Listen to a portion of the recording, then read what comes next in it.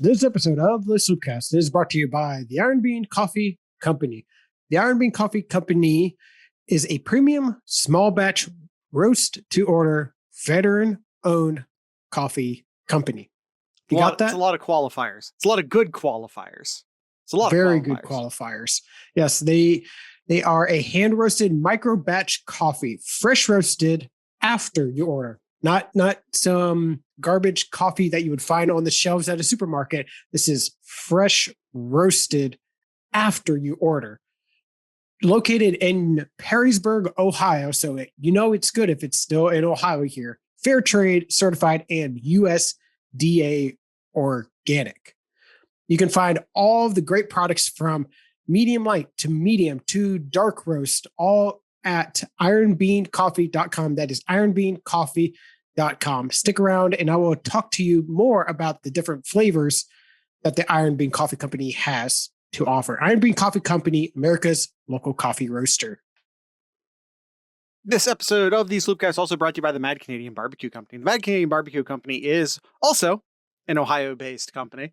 They are based, however, just outside of Findlay, Ohio, more specifically Cary, Ohio. He is awesome. He's been a partner on the show for a very long time, our good friend, the Mad Canadian. He has a food truck, and now that the weather's improving, he's out with his food truck again. Make sure to check up on his social media pages to find out exactly where that food truck will be next. But if you want to do some of your own Mad Canadian stuff at home, you can check out his website, which is themadcanadianbbq.com. There you can buy many of his great spices. If you're doing let's say a steak or maybe some burgers, let's talk a little bit of beef. You could use the coffee and Q. There's actual real life coffee in that, not coffee flavoring. In fact, it's the cast iron from our good friends over at the Iron Bean Coffee Company. So it's real coffee. You could also put some S&P butt on there. You can put S&P butt on anything. Same thing with the Sonoran Heat. You can put the Sonoran Heat on anything. But I would recommend the Cary steak. I think that's my favorite of his to put on a hamburger. A steak as well. Obviously, it's right there in the name. But don't let that coffee and Q sneak by you. It's great on beef as well. Also, the old fashioned. It's bourbon, it's cherry, a little bit of bitter, a little bit of sweet. It's fantastic on, I would say, beef or pork. In fact, I've put it on chicken. It's great on chicken too. It's bourbon. How can you go wrong with bourbon and cherry? You can't. There's no way. So you can find all of these spices and a bunch more over at themadcanadianbbq.com. That's the Mad Canadian Barbecue Company, where he has your butt covered.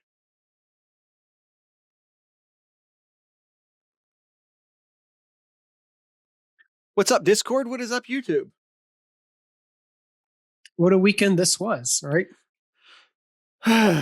Man, we're going to talk about the basketball game. We're going to talk about the basketball game at the top of the show, but we're not going to spend a ton of time on it. Just cause it's time to move on to football. Just cause that's all. Just cause. Sister Jean all happy right now. Yeah. Let's save it for the actual show. Save it for the actual show, which we should start.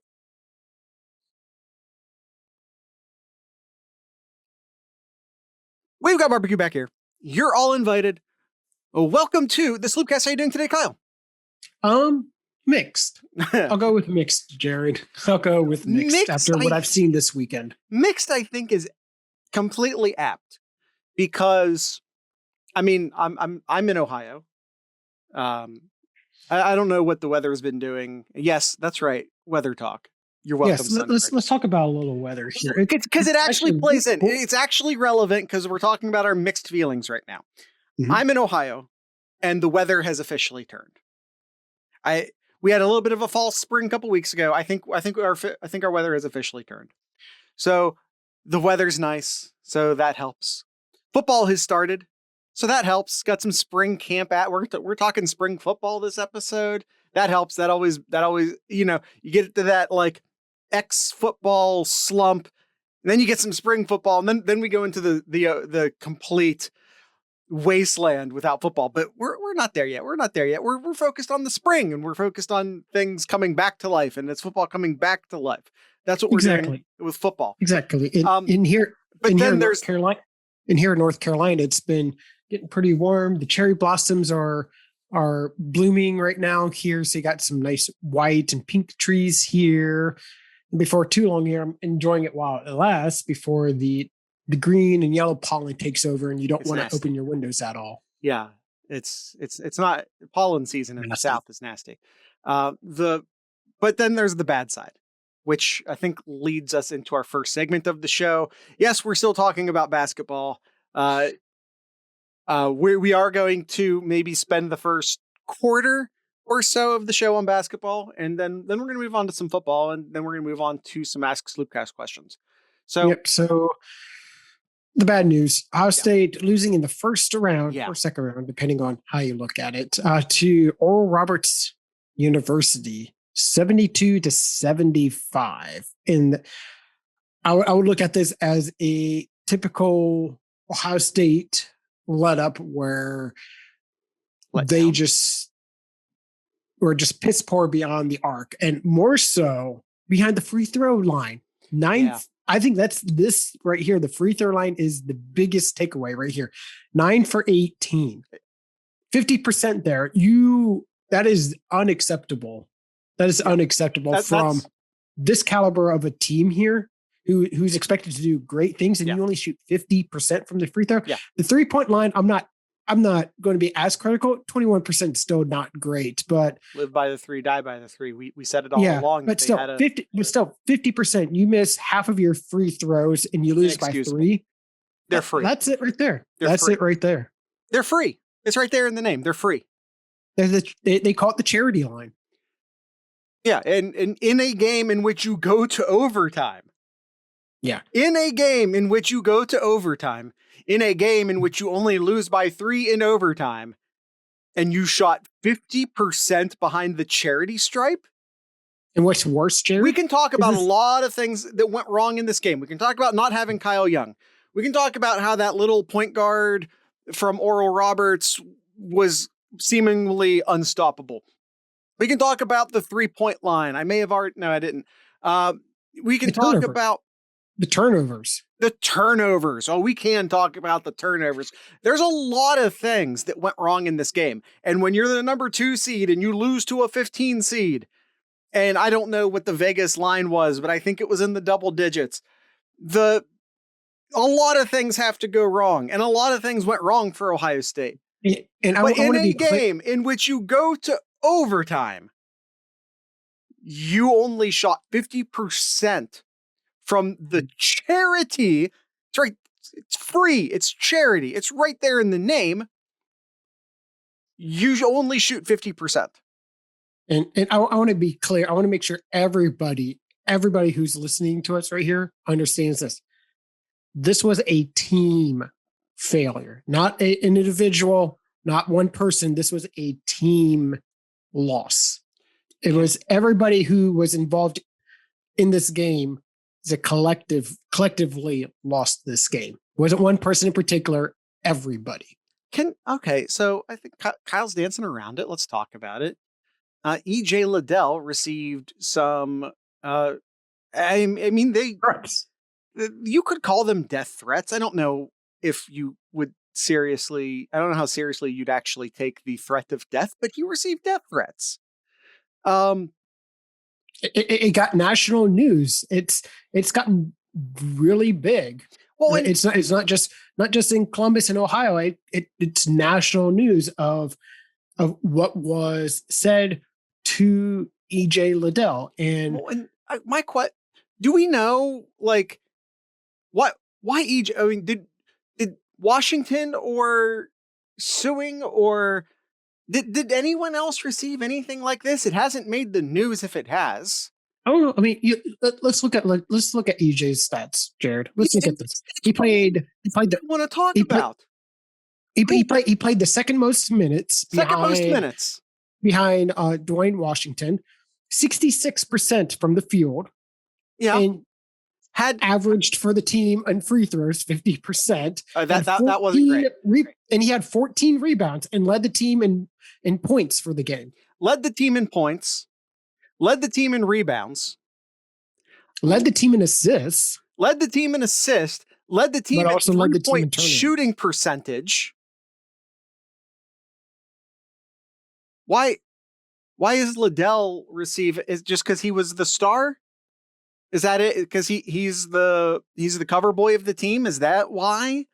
Because he had the best game, and like Washington had a streaky game. So Washington did a lot to keep Ohio State in this game, but he also shot 3 for 12 behind the 3-point line.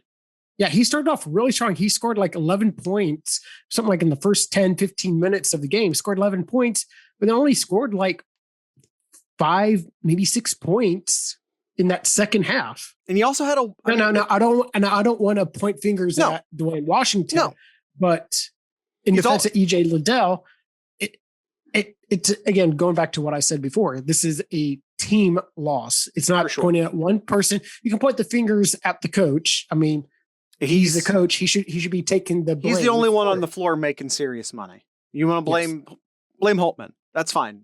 He's an adult who makes a lot of money. Throw your ire at him if you must. But, and again, like, I'm not blaming Washington by any means, but he missed 9 3-pointers. He missed the last shot of the game that could have sent it to double overtime. He's also probably the only reason that Ohio State earned a number 2 seed. So, all right, let's talk seriously. Let's talk very seriously for a moment. I want to talk very seriously about anyone who harasses a student athlete. I mean, anyone who harasses anyone online. I mean, anyone who harasses anyone online. But we're an Ohio State podcast, and the EJ Liddell thing is what's in the news, and they're unpaid athletes. And so let's stay. If you're harassing an unpaid athlete online, and what went wrong in your life? What is wrong with you? And I think if I can play armchair psychologist for a second, I think that you have nothing going on in your life. Nothing. You have nothing going on in your life. Mm-hmm. The fact that you are this upset over a sports result. And by the way, Kyle and I love Ohio State sports. I mean, here we are doing this podcast. We did this podcast out of our pocket. We lost money on this podcast for 3 to 4 years. Lost money on it. Not a lot. Don't feel bad for me. Lost money on this podcast for 3 to 4 years. You know, then we kind of broke even for like the 4th year, I think. And then like now we make money on the podcast. But given the hours that we put into this podcast, if you took the hours in a week that we put into this podcast and divide it by the amount of money we make, minimum wage would look fantastic because it's not even close. So we're doing this out of love. Let there be no mistake about that. And I think that these people who act, whether they're smashing a television or harassing people online or F-bombing Twitter, I think they think that their pain proves that they're a bigger fan. I think that they think they're lashing out, that the level in which they are upset proves how big of a fan they are. Well, and it doesn't. And some of them weren't even Buckeye fans, too. They're just people who had Ohio State going deep in the tournament. Giving him crap just to give him crap. And also like people just upset maybe about their brackets.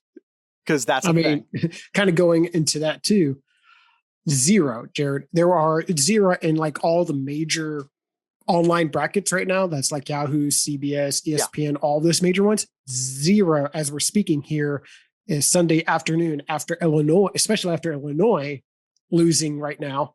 0 perfect brackets. I want to put a button on the EJ Liddell thing. Okay. If you are watching this podcast, if you're listening to this podcast, and if you threaten or plan on threatening a student athlete over the result of a athletic contest, turn us off. Unsubscribe, go away, never come the fuck back. Go, we don't want you. I'm a big believer in culling your audience. I'm a big believer in crafting your audience. It's why I sometimes say the things I do. I want some of you to go away because I don't want to deal with people who I don't want to deal with. Why? Because I don't make enough money. That's why. If I made more money, maybe I'd deal with some people. I don't. So if you're the type of person who would harass a student athlete online over the result of a sporting contest, please go the fuck away. We don't want you. Go away. There. That's all I'll say about that. I'm willing to call the audience of assholes. And if you do this, you're an asshole. Please go away. We don't want you. All right, kind of going back to the game here, Jared. This is a typical what we saw in the end of February, where Ohio State had that skid of losing to really good opponents, where they just had a hard time just shooting the three, turnovers, not as good free throwing attempts here. That's exactly what we saw here, wrapped up into one game of their first game in the good quality opponents, and this was Oral Roberts, a team famously bad at defense. Yeah, agreed. Yeah, it's crazy. I mean, you look at this here. They had two players who scored 59 of their 75 points. So they had 1, 2, 3, 4 other players who had the rest of the points. You knew who was going to score the points. Yeah. You knew who was going to, and they just did not defend well. Yeah. At this time last year, I asked the question, and I only asked the question. I wasn't saying that we should. I only asked the question. I asked the question, when does the honeymoon end for Holtmann? And this year, we said, you know what? We're good now. When was the time for Ohio State? When was the time for Holtmann at Ohio State? When was it going to happen? When was it going to happen? And I think this year we put that to rest because we saw what this team was capable of.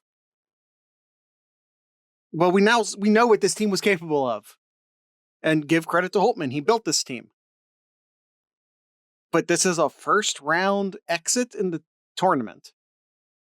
And I don't know if he gets some grace for making a deep run in the Big Ten tournament. I don't know if he gets some grace for another 20-win season. And I am not saying that Holtmann should be fired. I'm not saying that. I don't believe that. But I don't know that he increased his tenure this year. I don't know if he, at the end of this year, deserves some big extension and a bonus, which, you know what I'm saying? Like, I think Holtmann's really just bought himself another year at Ohio State when he could have bought himself. I mean, Ohio State basketball does not have the same expectations as Ohio State football. You could buy yourself a lifetime subscription to being the Ohio State head basketball coach with a Final Four appearance. Yep. Well, maybe in the first round, we had 32 games and a lot of upsets. Here. We've had, obviously we had the Ohio State loss here. Looking down the line, Purdue lost. We had Tennessee losing, Texas losing, San Diego State loses to Syracuse. You could argue if that was an upset or not, but it was still a 6 seed losing to an 11 seed. Rutgers beating Clemson, Maryland beating UConn, UCLA beating BYU. This was a year where we saw a lot of upsets. Yeah. What the hell happened to the Big Ten? Ohio, the Bobcats beating Virginia. So are we now a Bobcats fan? I know our boy Brawley is. No, I'm just done with basketball now. I'll see you when the NBA playoffs start, and until then, I'm just done with basketball for now. We got WrestleMania in a few weeks. That's all I need to get me through for right now. Mm-hmm.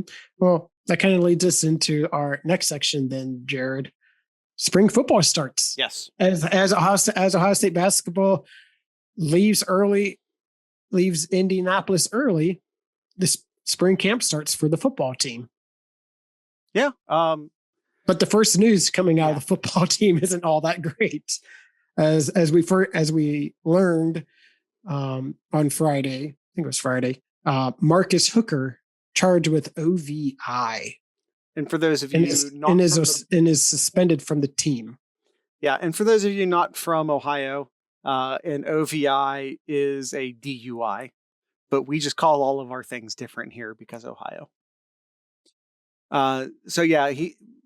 Ryan Day in his press conference, I'm not going to read the quote exactly, essentially said something along the lines of, he's suspended indefinitely. We're going to let the legal process play out, so on and so forth. So he's not with the team right now. I think he had ground to make up to get back into the starting rotation at playing safety at Ohio State. Missing spring camp, even if it was for a quote unquote good reason. I don't know how good of a, but for a more legitimate, an ankle sprain or something, that doesn't help. You're not on the field getting better. Well, he's not on the field getting better right now because he's stupid. Or maybe he has a problem. This is his second OVI after coming to Columbus. Number 2. First one was a freshman. It was a while ago. But this is number 2.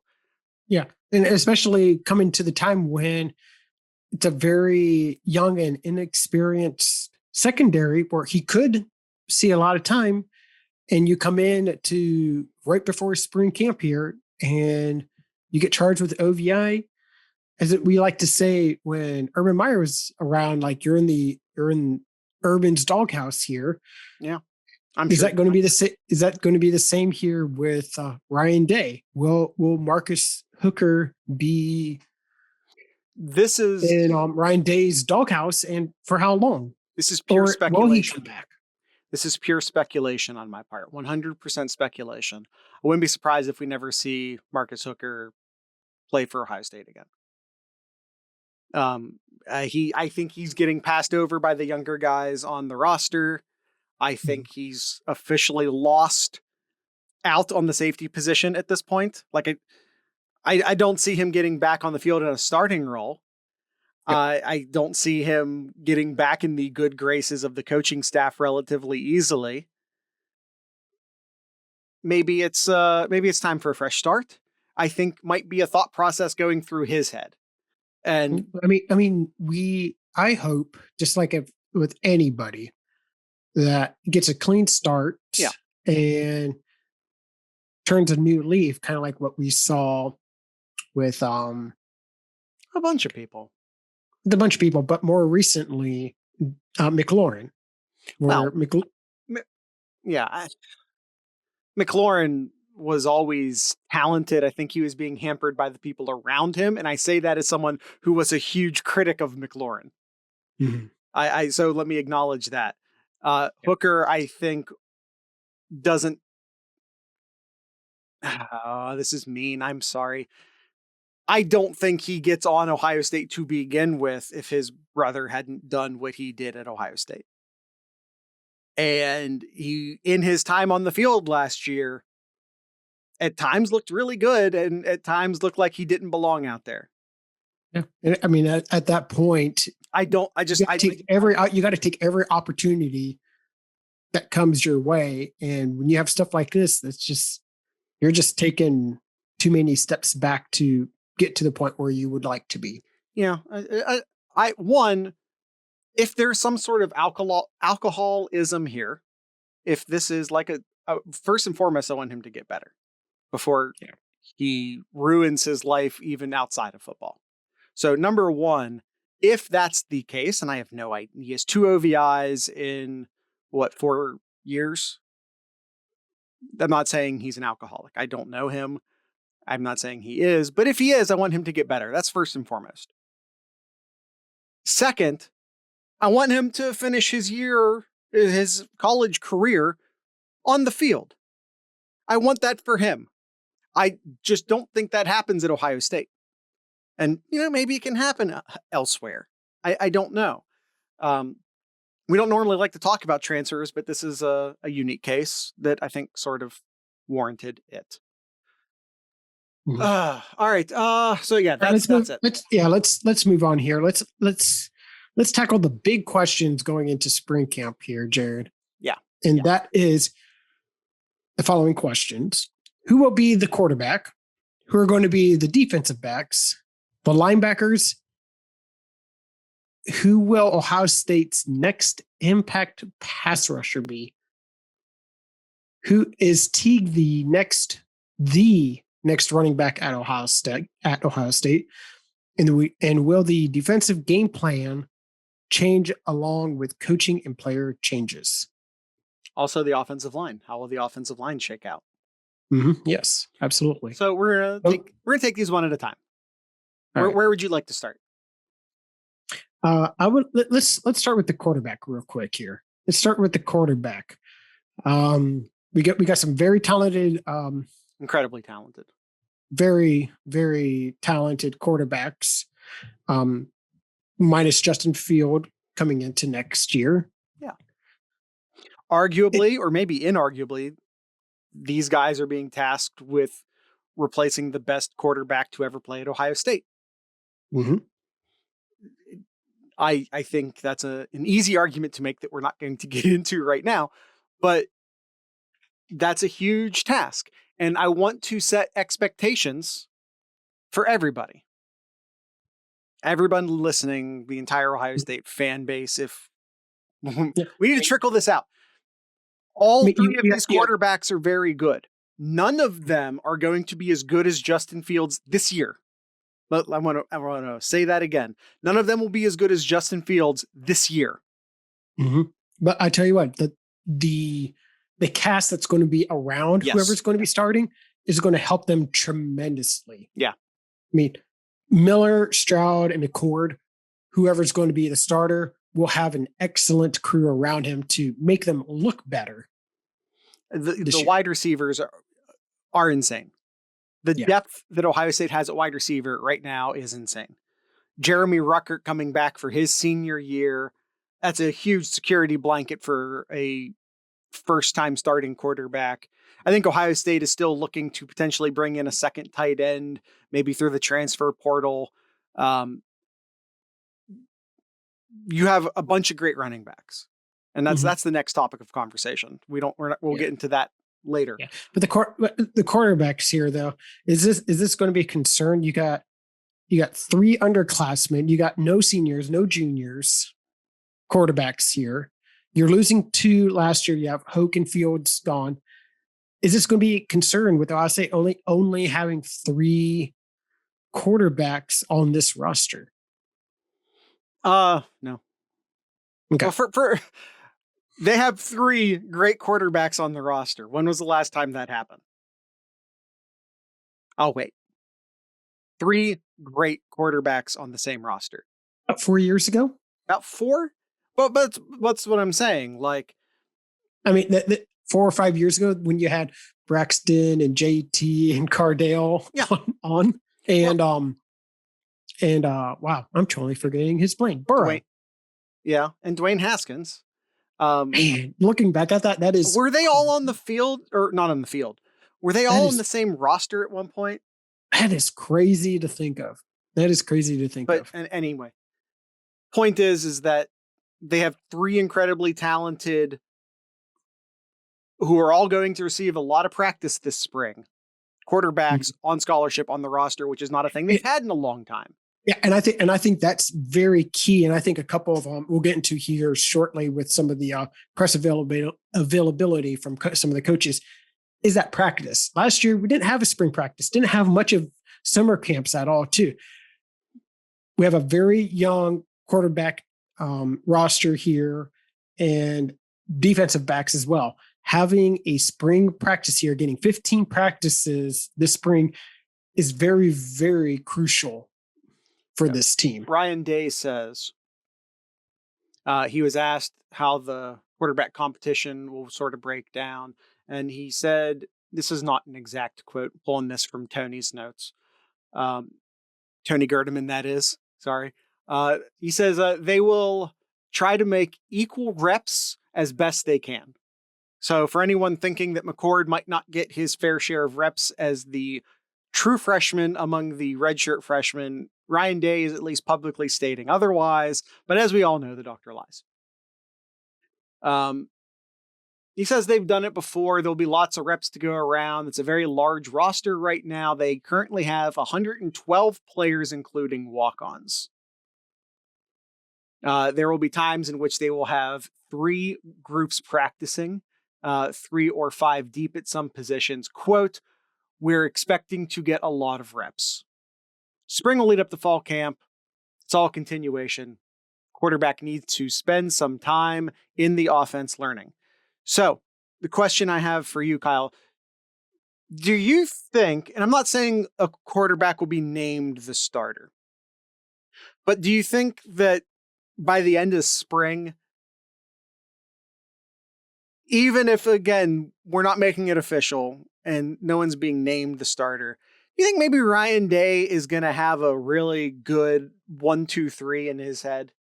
We hope so. Do we? I hope so. As an Ohio State fan, I hope so, because if that's the case, it tells me that no one has separated themselves from the pack. And that's just not a good thing going into fall camp, because then you're spending fall camp also figuring out who's going to be the starter, and you're splitting first team reps among different quarterbacks, and you're still trying to figure out who's the quarterback. I mean, look at what happened after the national championship game when you had Cardale Jones and then you had JT Barrett coming back from his injury and trying to figure out, who's the number 1 quarterback? We didn't know. And it was a whole debacle for that year of trying to figure out who was the best quarterback. And then we come to find out, like, JT's starting, and then he played terrible. Cardale's playing, and then he played terrible. It was just, there were just too much back and forth going on. So I hope before the end of spring that Ryan Day, in his mind at least, has a 1, 2, and 3. Michigan Bucknut in our Discord live chat says he says it will be. I don't know if you have a crystal ball down there, Michigan Bucknut, or I guess I should say up there. He says it will be narrowed down to 2 by the end of spring.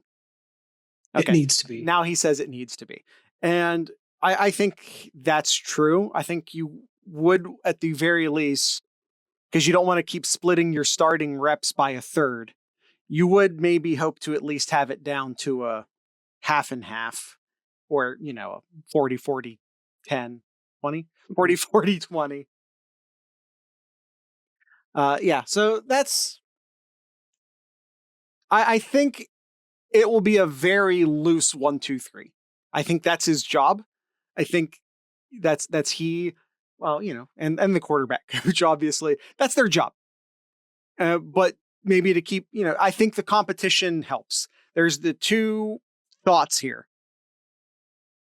Keeping the competition alive to make sure everyone's getting the most out of themselves as they can, but also getting a first-time starter ready, getting him as many practice reps as possible, and build continuity with the starting lineup and all of that. So 2 schools of thought there, and you're going to have to try and figure out a little bit of both, I think.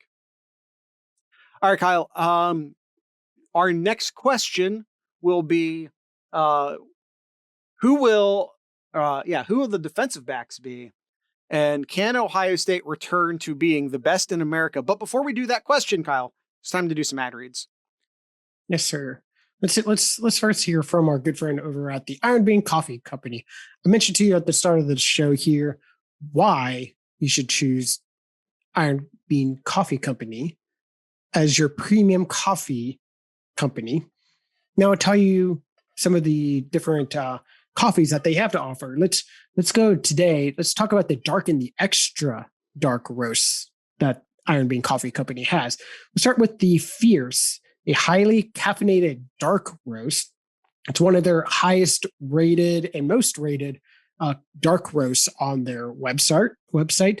The Odin, which I hear a lot from Jared when he does the ad reads. The Odin, another great dark roast. The Drink from Your Skull of Your Enemy, and the integrity. All of those are dark roast. Or if you want to go even deeper into that void, you can go into the fear no evil, a black roast coffee. They say here, it's their highest quality, most floral and carefully roasted to the brink of flames. It smells is smoky, exotic, and rich, and taste is bold. Be sure to check out those and all the other great flavors and other coffees over at ironbeancoffee.com. Again, that's ironbeancoffee.com, America's local coffee roaster. This episode of the Sloopcast also brought to you by the Mad Canadian Barbecue Company. Mad Canadian Barbecue Company. We were talking a bit about some of the fantastic things you could put on your beef. Let's talk chicken. You want to talk chicken this time, Kyle? Well, first and foremost, Kyle has dubbed. We have TMC's, the Mad Canadian. We call them TMC for short. It's it's a thing we do. He has these gift boxes, these value packs. I don't know exactly what term we use for them, but he has a couple of them, and one of them is called the Sweet Heat, which Kyle has dubbed the wing box. So if you're into chicken wings, this might be the box for you. It has a bottle of the Four Horsemen, a bottle of the Discord, a bottle of the Two Border, and a bottle of the Old Fashioned. So I told you that Old Fashioned was good on chicken too, didn't I? I told you. That's your wing box right there. The Four Horsemen and the Discord are both incredibly spicy. His spiciest, these two are incredibly spicy 4-pepper blends. The difference between them being that the Four Horsemen has a saltier base and the Discord has a little bit of a sweeter base. It's a maple. And so that's the difference between those two. But they, other than that, are almost the same. And then, of course, there's also the Two Border. Now, the Two Border, excellent on chicken. I've done it. It's great. It's maple and it's red pepper flake, which, yes, great on chicken. Absolutely wonderful. I like it on my eggs. That's what I do with it. That's like my go-to egg seasoner. You get a little bit of that maple, that little bit of that morning maple. We all like a little bit of maple in the morning, whether it be syrup or maple sausage or whatever it is. So yeah, I was just going to put a little bit of that maple on the eggs. And then of course we need a little bit of spice on there. We need a little bit of spice. So that's where that red pepper flake comes in. So I think you can check out that box. There's also the Just Send It, which has I almost said trio, a quattro of his most versatile spices in the Just Send It box. And then there's the Whole Hog, which is one of each of all of his seasonings. And you can find all of that and more at the madcanadianbbq.com. That's the Mad Canadian Barbecue Company, where he has your butt covered. All right. So we have, what did I tease? Oh yeah, the BIA, or as I like to call them, the DBU. Available. Not so much last year. Not so much last year. Available at merch.thesloopcast.com. Yeah. Can Ohio State return to DBU? Can they return to BIA, the best in America? And who will those players be? Who will the safeties be? In short, no, Austin says. Oh, ye of little faith. Again, it kind of goes back to like last year, where we worried, not just for Ohio State, but I think in general for all college teams, is the practice. Teams didn't get to practice in the spring, delaying practice, limited practice during the fall, delay in playing games, limited game experience too, really hindered teams with younger, inexperienced players. And Ohio State was no different in the defensive backs last year. I mean, Ohio State only lost one defensive back coming into this year, and that's Wade. Everybody else returns, and you could look at that negatively, you could look at that positively, but we're here to tell you why. Jared and I are going to tell you why we think that's going to be good. Yeah, I mean, it's more experience with a lot of our younger players. Banks, I think, is going to be the name that most people are going to know or get to know better compared to last year. And some of the younger players that we're going to see too. I think Cavos is one that I think a lot of people are really talking to. Going to see some more experience from Brown, Johnson, Martinez. So yeah, we're going to really see how well these defensive backs are going to play this year. Yeah, with Cam Brown, that's a guy who could have helped out Ohio State a lot last year, but blew his Achilles, and it's football, and that happens. You do hope that he can come back and be productive this year. If you're going to blow your Achilles, I guess do it in the first or second game of the year, which is what happened. But also, it was 2020, and the first or second game of the year happened in October. So I don't necessarily know to what quality we'll see Cam Brown this year, and how much practice time he will get. And Achilles is especially tough for a corner with all the backpedaling they have to do, with all of the breaking out of a backpedal and into it's all killer on the Achilles. So that's going to be tough for him. So I want to set expectations for Cam Brown. That's going to be tough for him. The safeties, I think, are just as important to look at. I think we focus on corners a lot. I think we're going to have Josh Proctor, who I think played well last year in a secondary that didn't play well. I thought he improved a ton from week 1 to week whatever. I thought, and I think that we can see that again this year. I also think we're going to get Ransom playing a lot of safety this year. Yep, and that's what Coach Combs said. He said that Ransom will be playing the cover safety spot in the slot this year, and will also move around and play other areas as well.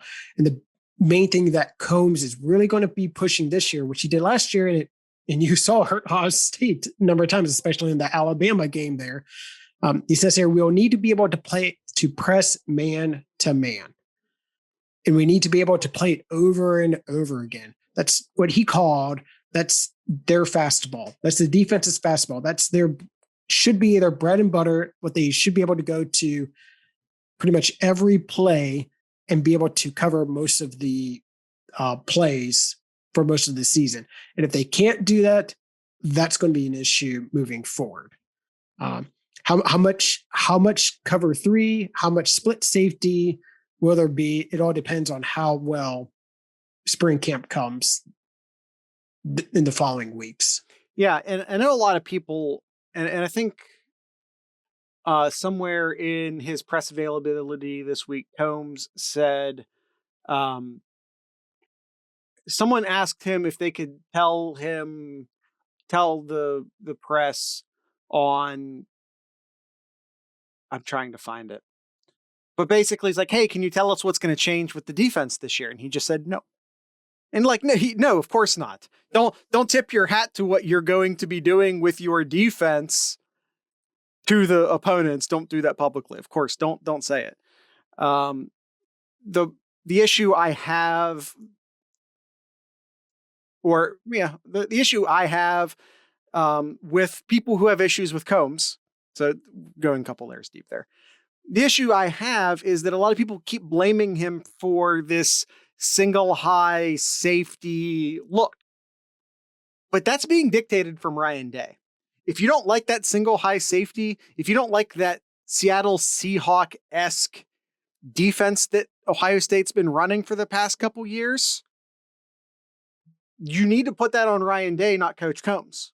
And you saw that the first year with Coach Day too. I'm drawing a blank on the names right now, but you saw a lot too. They played man-to-man on Combs' first year, or not Combs, I'm sorry, Ryan Day's first year. And any time that you saw the wide receiver go in motion, you see these safeties they split there, where one is initially playing the deep safety, wide receiver goes in motion, the other safety goes back, and then the other safety follows him in man-to-man. Just didn't work last year. You could blame that a lot on practice. You could blame that in experience, but we're going to really find out a lot this spring when they get these 15 plus practices to really try to get this all hammered out. Nomad says that Combs and Day need to get on the same page. Depends upon how much Day trusts him. And if Day can't trust him, it's time to get a new coordinator. Head coach can't do everything. You don't get to edit that. That's just on the record now, Nomad. If I don't get to edit things I say stupid on the podcast, neither do you. The problem with that is vodka tonics. The problem with that is, one, it was hard for them to get on he says he's on vacation. It's hard for them to get on the same page last season, lack of practice time, so on and so forth. We talked about this a lot in our post-mortems of the season. Ohio State lost 7 defensive backs last year. You lost 7 defensive backs off of the roster from 2019 to 2020. As Kyle pointed out, you're only losing 1 this year. That's going to help a ton. Mm-hmm. You're going to get an actual full season of practice this year. That's going to help a ton. So those are the things people are using to bash Coach Combs. And to me, and they don't like the defensive scheme. Well, guess what? That's coming from Ryan Day. If you didn't and by the way, he wasn't the only defensive coordinator. Greg Madison, who's now gone, was also a defensive coordinator last year. But for whatever reason, people decided to throw all of their ire at Coach Combs for things that I believe were completely outside of his control. And, call me a Coach Combs defender or apologist if you must, but that's the hill I'm going to die on. Mm-hmm. We'll give Combs that first year as a second honeymoon. I think an impossible task. And by the way, they went to the national title game. Lost only, how many games did they lose last year? 1. Okay. There you go. So what a terrible year Ohio State had last year. Going to the national title game. Fire everybody. Yeah. All right, Jared. My biggest worry, defensive backs is definitely a worry compared to like what we saw last year, especially in that national championship game. It was definitely wanted a better outcome from our defensive backs from that game. But my biggest worry going into this year is our linebackers. You're losing 4 linebackers from last year, all with enormous amounts of experience. Yeah. Now, I know there's going to be people that's going to be complaining about like, oh, well, we're losing linebackers that weren't all that great, and we're losing Borland, which is going to be great for Ohio State, and blah, blah, blah, blah, blah, blah. It's experience that we're losing. You cannot like those. By the way, if you don't, Borland, different conversation for a different time. I get that we have controversy there. Pete Werner, if you were still hating on Pete Werner by the end of 2020, amazing year. He had an amazing year last year. Then you just weren't paying attention. Now, if you didn't like him as a sophomore, if you didn't like him at the beginning of his junior year, okay. But like me with Terry McLaurin, when I had to admit that, guess what, I was wrong. Come around on Pete Werner, you guys. And by the way, and it's not just that you're losing these individuals, it's that you're losing all of them at the same time. You have a completely fresh roster of linebackers. There's not someone on the field who the young guys can sort of look to and say, hey, what's going on right now?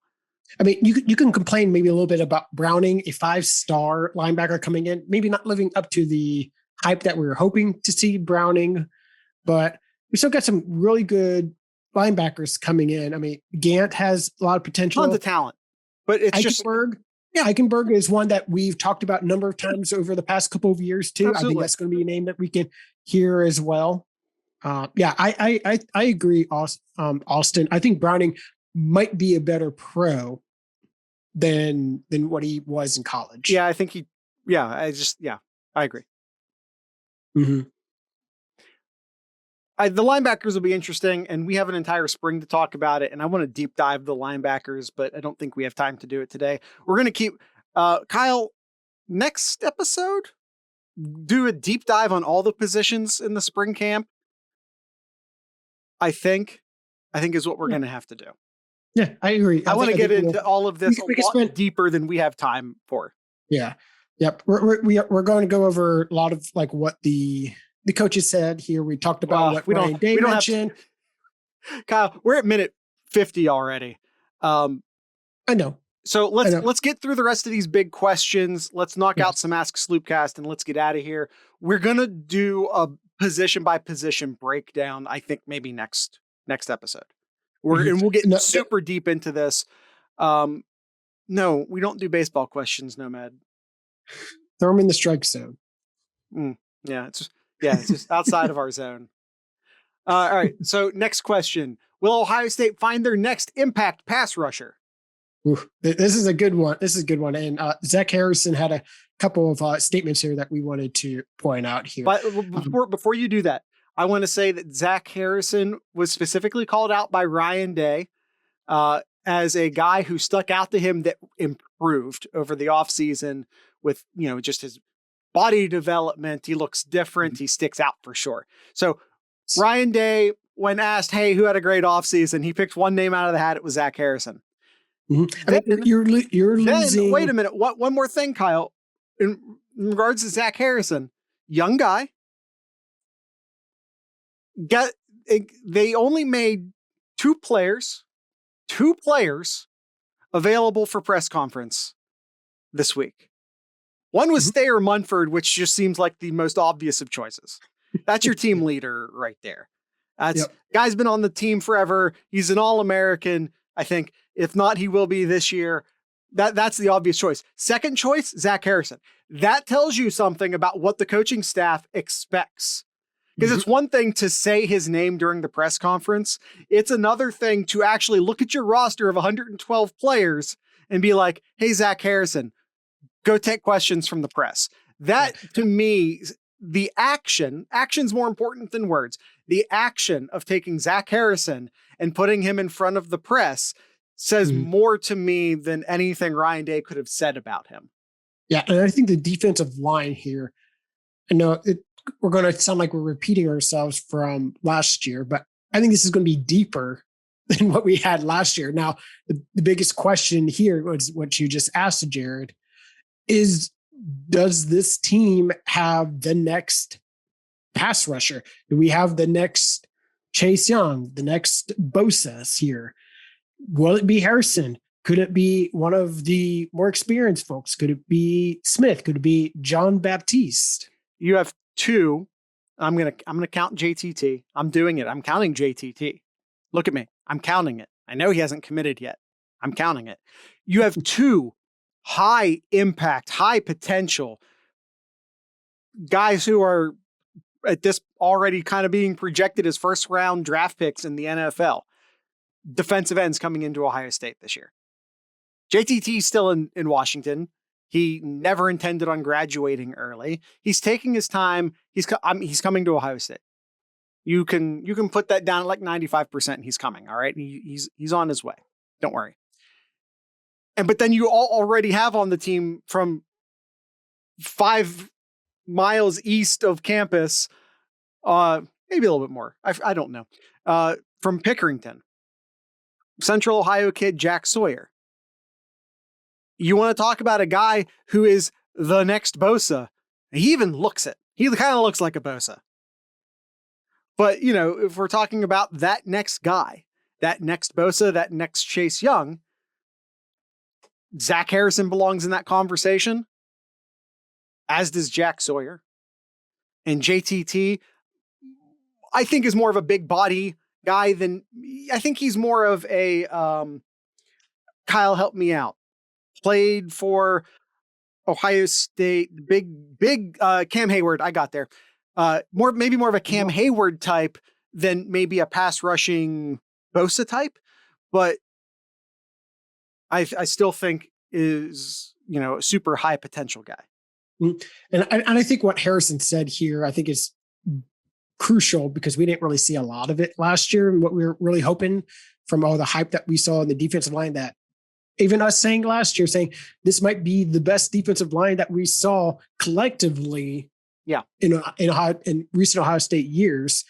And he says defensive tackles the defensive line have talked about getting home and sacking the quarterback. They pressured a lot last year, but they need to find that extra half a yard they need to get to that quarterback. That's been their main focus this spring. And that's absolutely right. How many times have we seen last year where it's like, oh, Cooper almost got him. Oh, Harrison almost got him.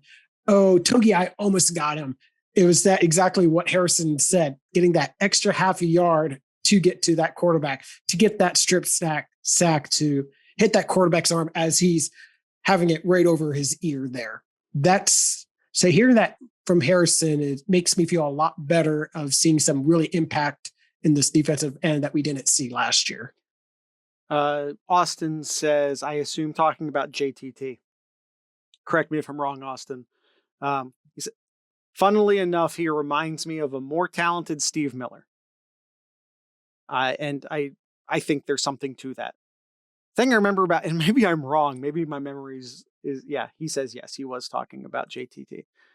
In my memory, though, I just remember Steve Miller as being hyper tall. Is that right? I don't know. But yeah, Steve Miller, that's a name that's not brought up enough because he was just opposite of Bosa. And opposite of Bosa is great if you want production, but not great if you want fame. Mm-hmm. Let's see. Move on to the next one, guys. We're gonna get into these positions deep next episode. I would love to get into this here. 100% football next episode. But one thing I do want to mention about incoming player Jack Sawyer that Harrison said from just the few months here that he's seen Sawyer.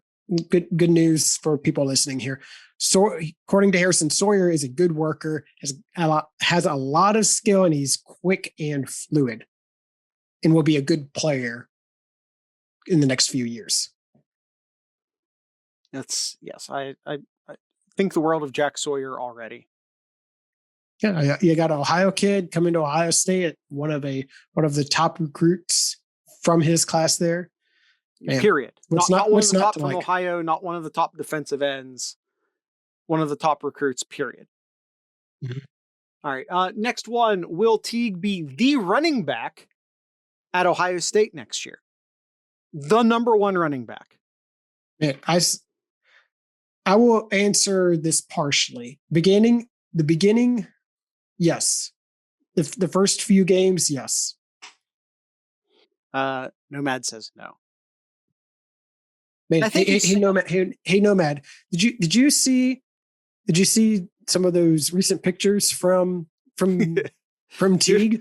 Dude looks jacked. Dude looks I would not want to step in a ring with him. Day doesn't honor seniority. I don't know that that's true. I'm just saying I don't know that that's true, Nomad. Maybe look no further than the linebackers. If you want to say Day doesn't honor seniority, maybe just look at the linebackers last year and the year before. Austin, the question was, will Teague be the running back for Ohio State? Yeah, Michigan Buckeye. Yeah, that is one thing that we have criticized and other people too, is the vision. And we've seen a number of times like the hole is right there, but you ran that way. I think Teague suffered from the same mental blockage that we saw from, oh my goodness, Kyle. I can't. Yes, sir. The previous running back. No, not Mike Weber. The one. Sermon? What? Sermon? No, the previous running back. The 20 Dobbins. Thank you. Jeez. Why could I not think Jared, of Dobbins? Where have you been? I didn't take my Adderall today. I don't think I meant to say that, but it's staying in the podcast. The thing is, Dobbins, his sophomore year, was trying to get these big gains instead of just getting what was in front of him. And I get that Sermon came on strong last year towards the end of the year. I get that. But I want to deep dive this so much. We're running out of time. I think we could see a big improvement for Teague this year. Maybe not to the same. I'm not saying he's Dobbins. Yeah, but I think we can again, see. We saw Dobbins make a big improvement from his second year to his third year.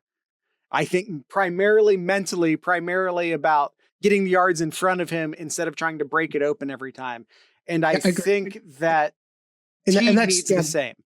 Yeah, and that's the one thing that we criticized him. It seems like almost every game with Teague is he gets hit, and for how big he is, like a bruiser running back he seemed to go down quickly, not getting that extra 2 yards after contact. Hopefully, if there's one thing that I would really criticize with Teague is getting those extra 2 yards when you get hit, or just bouncing off a wimply tackler to extend your run there. Because that's what we saw with Sermon in the last few games at Ohio State, was him being able to bounce off those tacklers and get those extra yards too. I mean, heck, he now has the record for most yards in an Ohio State game. By the way, we have Nomad saying read option doesn't work for every running back. So some talk about read option in the live chat right now. Ohio State, none of the quarterbacks on the roster on the team right now were dual threats. They're all pocket passers. Stroud is somewhat mobile, but he's not even Justin Fields. He's certainly not Braxton Miller. Every quarterback on the team right now is a pocket passer. And I don't think any of them are. Yeah, nobody is Braxton. Yes. All I'm saying is that Ohio State, I think, is moving away from the read option. They aren't recruiting quarterbacks who are any way mobile, just in no way mobile. These are pocket passers, period. Now, again, that's not to say I've seen high school film on all of these guys, and all of them can move. I'm not saying any of them are Dan Marino, but, more like Steve Young. Can he run? Yeah. Do you want him to? No. And I think that's where Ohio State is with all three of these guys. Yep.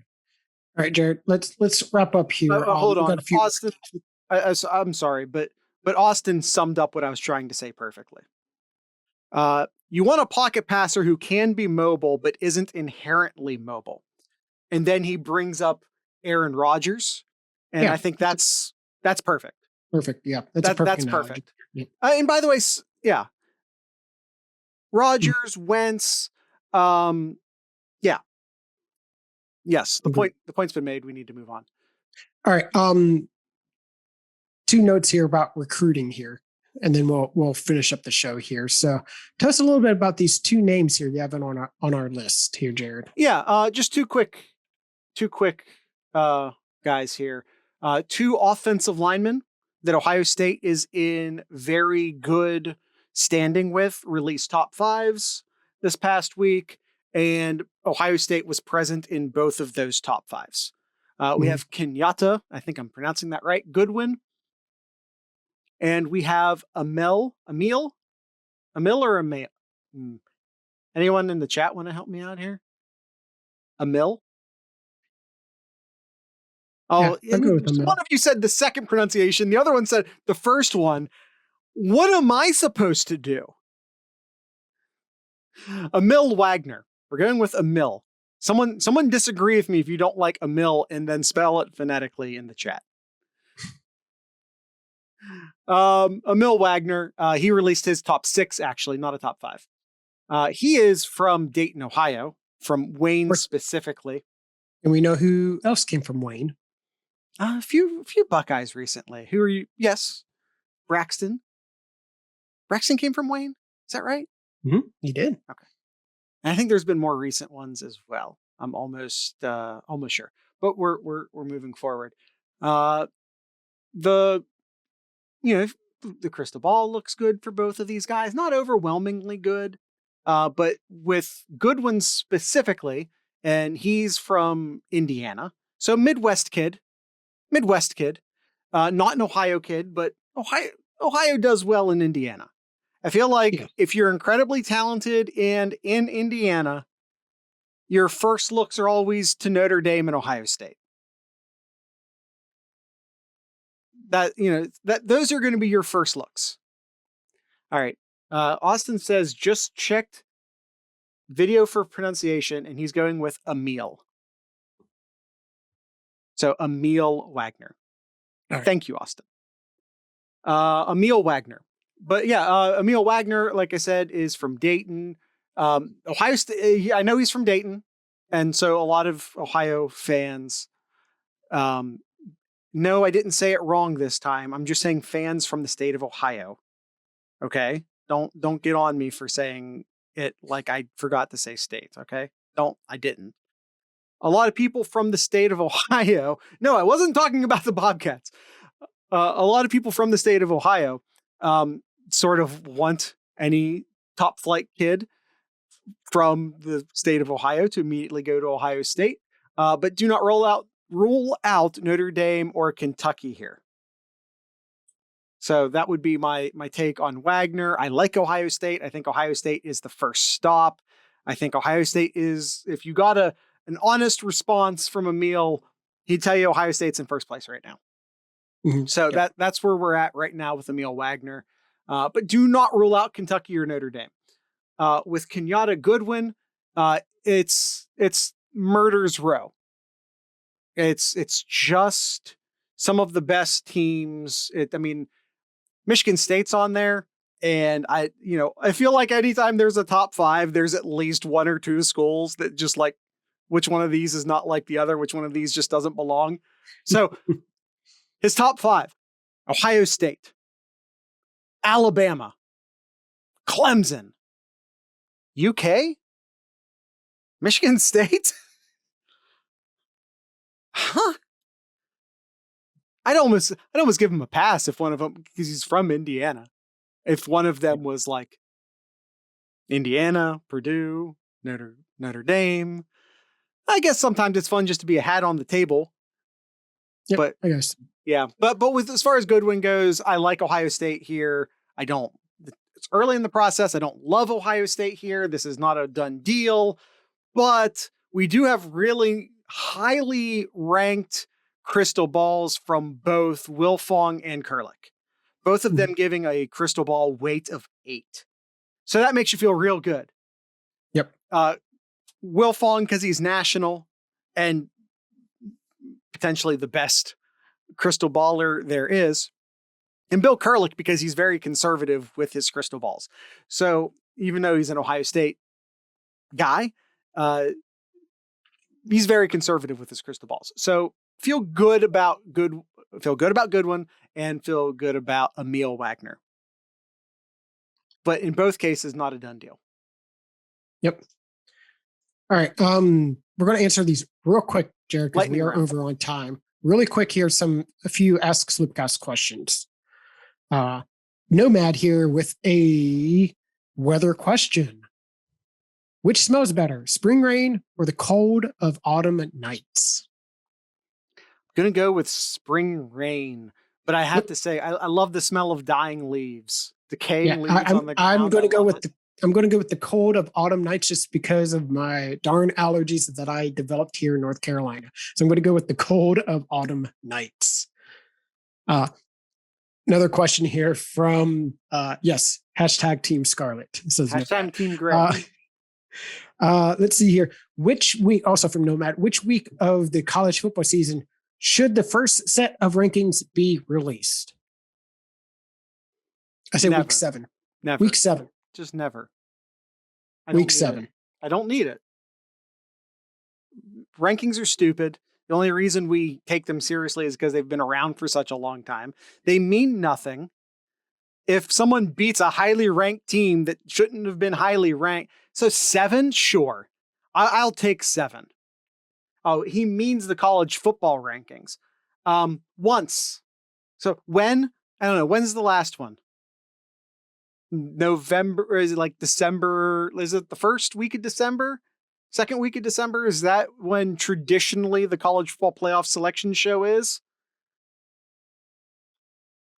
That time. The one time. Once.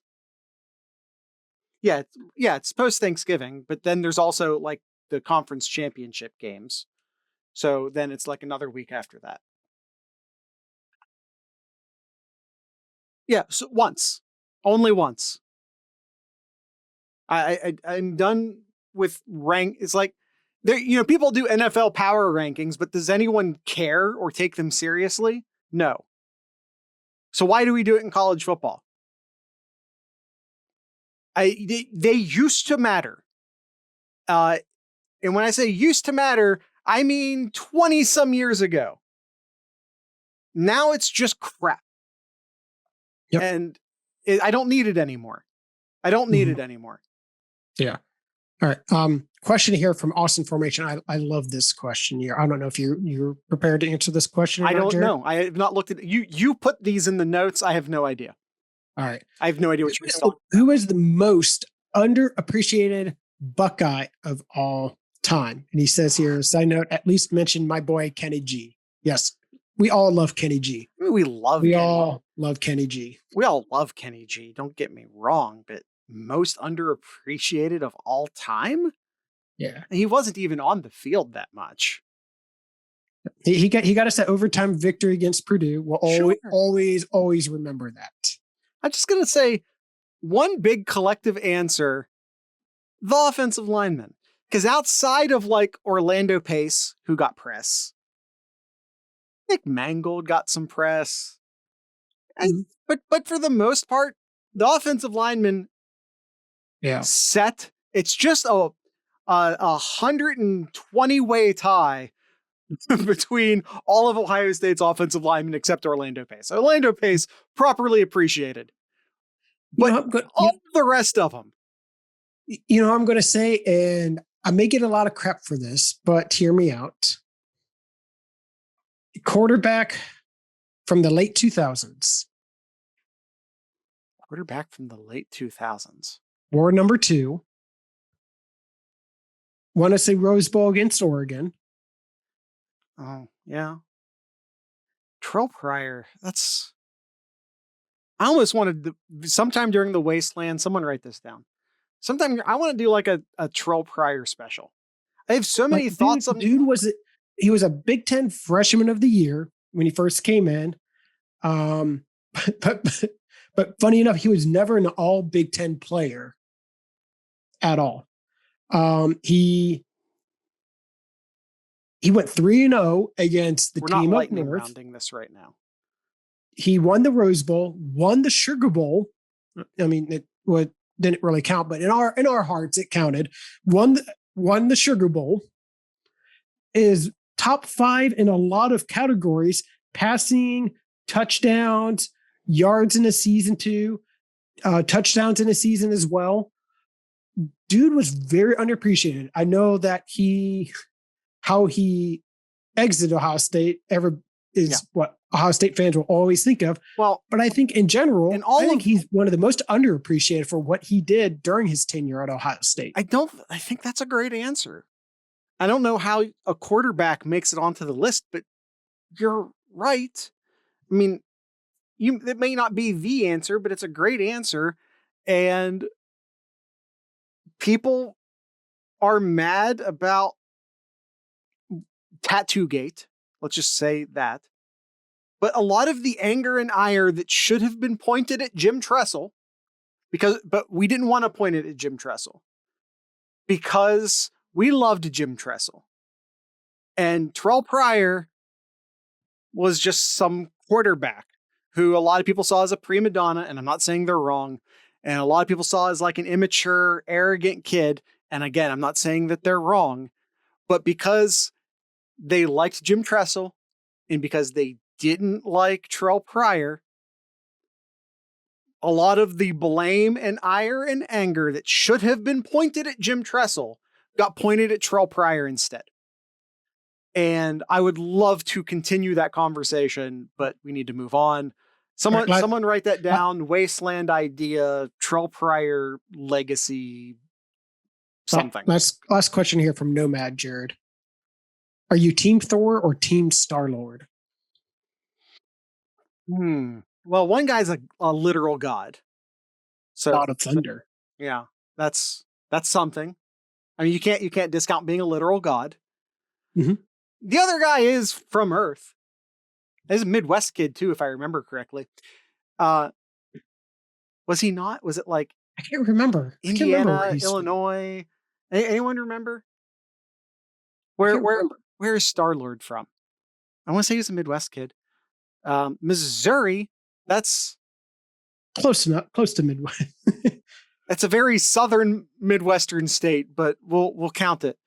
So you got to throw some love there because he's local. And when we're talking about one person being from Earth and the other person not being, it counts as local. So you got to back the hometown, the home planet kid. But Thor is a god. Uh-oh, did I lose Kyle? I think I lost Kyle. Guys, we got some technical difficulties. Yeah, we got technical difficulties. Kyle's frozen. Look at that look on his face. Just look at it. I wonder, am I down or is he? Is the real question I'm dealing with right now. I'm still receiving chats. So if I'm still receiving chats, then that means it's Kyle. So we're just gonna let Kyle have that little smirk on his face, and I'm gonna yep, there went the Zoom feed. We're rolling solo. Hold on. Guys, we are having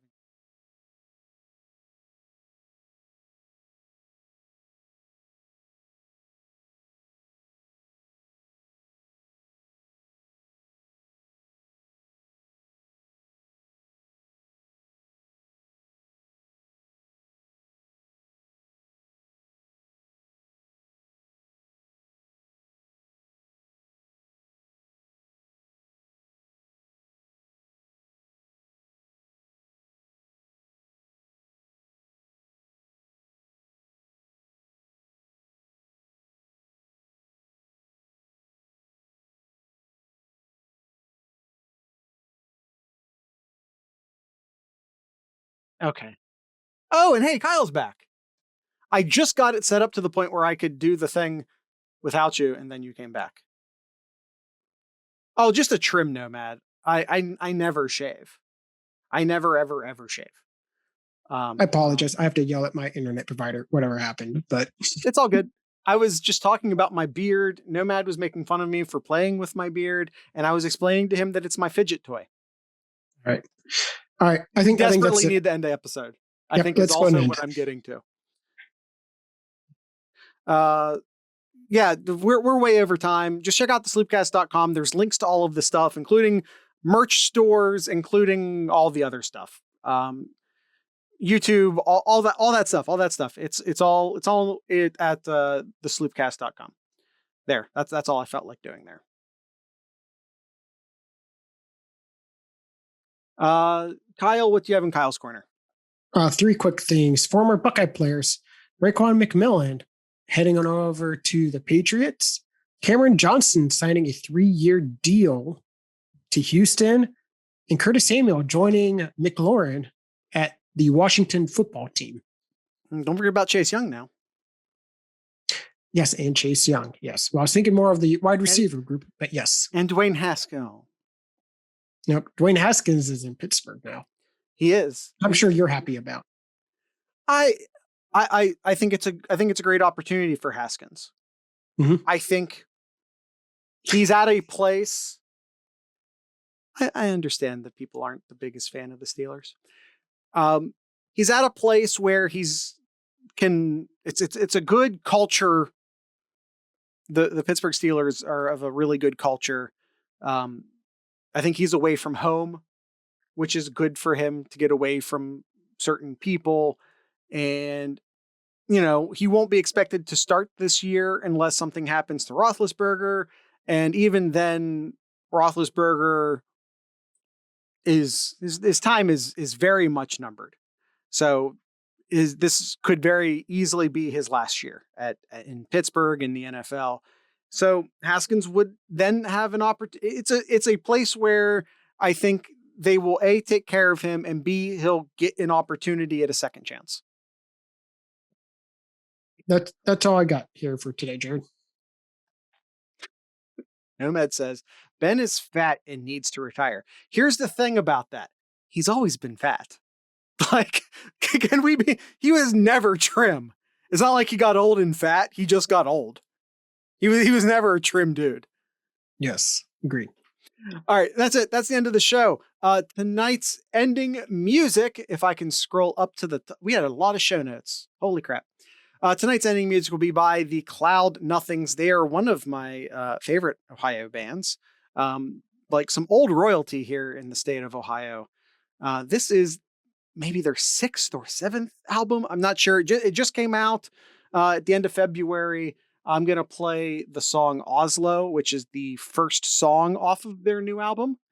And with all of that being said, I'd like to encourage everyone to drink local beer, listen to local music, and of course, support your local podcasters. Once again, this is the Cloud Nothings.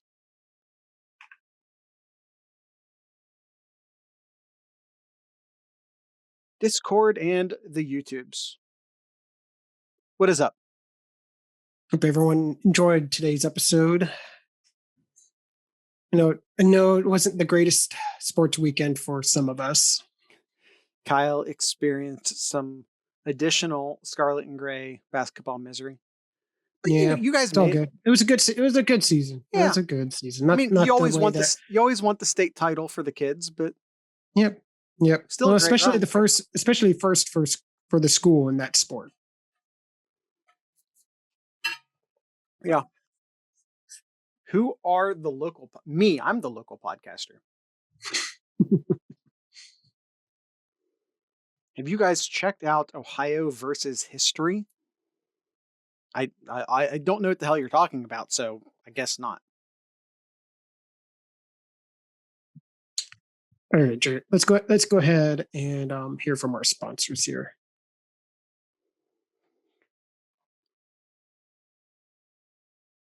Once again, I'd like to thank the Iron Bean. Oh, nope, did that wrong. I'm going to try it again. Now, when I say I'm going to try it again, that doesn't mean I'm going to edit it out, because I'm not. I don't feel like editing.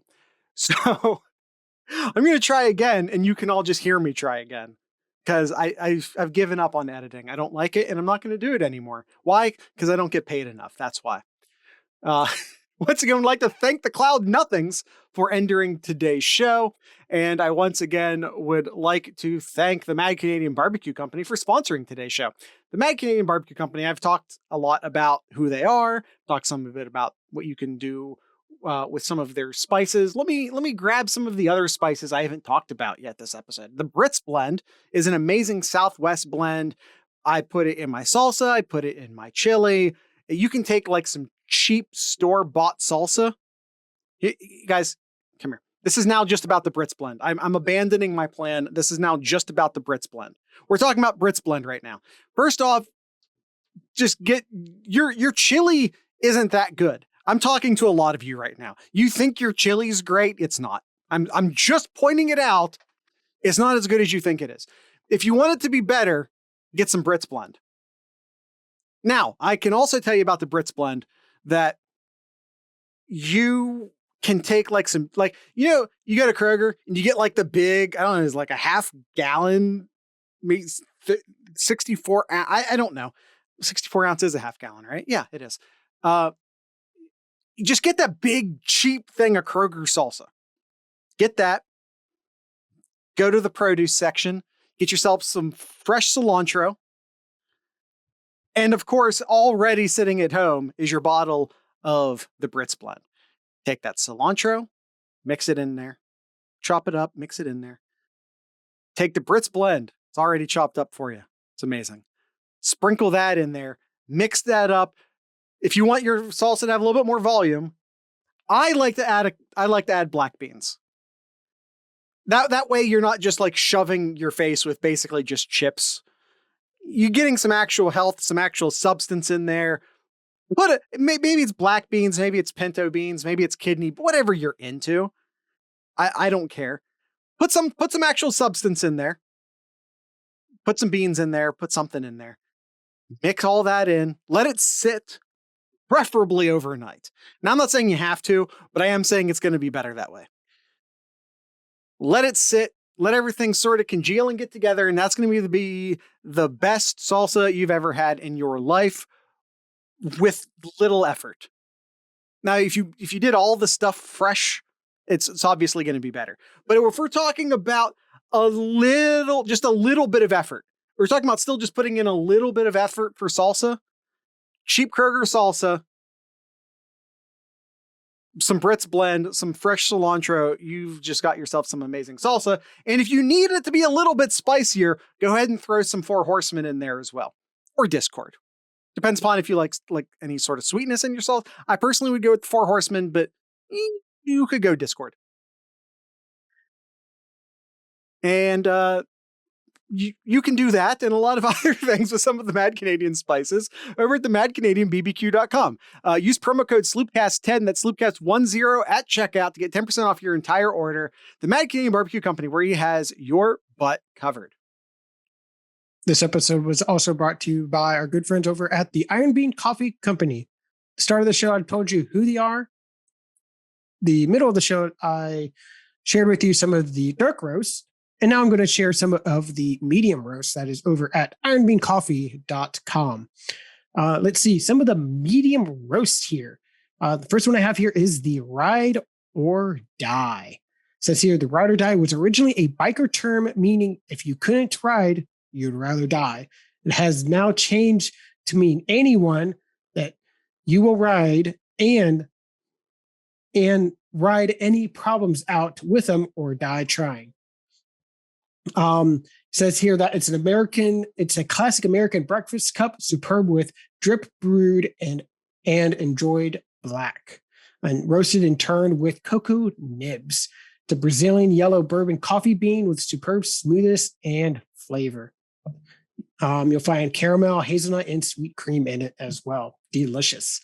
Another one here is the Rocco. It's an Ethiopian natural process medium roast. He says here it's the mother of all coffee. Something pretty special and unique about this Ethiopian natural when it's at its best. And they are excited to introduce this to everybody. Says here that it has includes some tropical fruits, blueberry, watermelon, and jasmine. It's displaying a rich acidity and silky mouth feel. This coffee is pleasuringly exotic. And the third one, which we've heard a number of times on this show, thanks to the Mad Canadian, is the Iron Coffee. They said that this is one of their best ones. It's very smooth, rich, and clean. It's fuller bodied and lower acidity. The main tone is going to be a deep, semi-sweet chocolate smoke note balanced with just a hint of flora aspect. One of the best selling on their site currently. Check out those and much, much more again over at ironbeancoffee.com. Again, that's ironbeancoffee.com, where they are America's local coffee roaster. Hey everyone, make sure to check out subscribe to both us and the Buckeye Scoop pod. Oh boy, I haven't said this part in a while. Make sure to subscribe both to us and the Buckeye Scoop YouTube channels. Just get those subscription numbers up for us. We would appreciate it. If you watch us on one, please make sure to subscribe on the other. We would greatly appreciate it. Thank you. Bye.